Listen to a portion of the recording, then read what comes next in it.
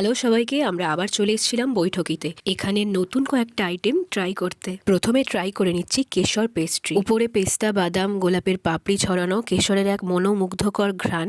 কেশরের ফ্লেভারটা দারুণভাবে পাওয়া যাচ্ছিল, সত্যিই খুব ভালো লেগেছে, স্বাদে একদম আলাদা রকম।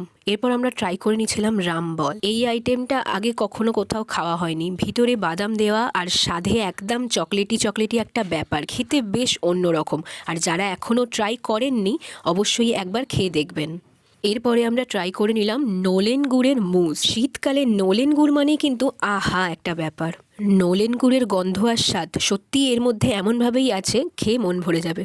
এরপরের আইটেমটা কিন্তু একদমই নতুন নয়, এটা হলো চিকেন স্যালাড। এটা আমরা প্রায় সময় সন্ধে হলে খেয়ে থাকি। এটা একটা হেলদি খাবারও যেমন, আর খেতে সত্যিই অসাধারণ। এই চিকেন স্যালাড আমরা প্রায় সময় এটা অর্ডার করে খেয়ে থাকি, তাই তো?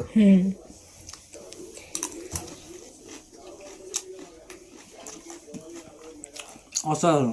নতুন নতুন আইটেমগুলো আমাদের তো খুব সুন্দর লেগেছে। আপনারাও গেলে অবশ্যই ট্রাই করবেন এবং জানাবেন আমাদের কমেন্ট করে আপনাদের কেমন লাগছে। লোকেশনটা আরেকবারও বলে দিই, দালাল পুকুরের ঠিক অপোজিটেই হলো বৈঠকি। আমাদের লাইক ফলো করতে কিন্তু ভুলবেন না। টাটা।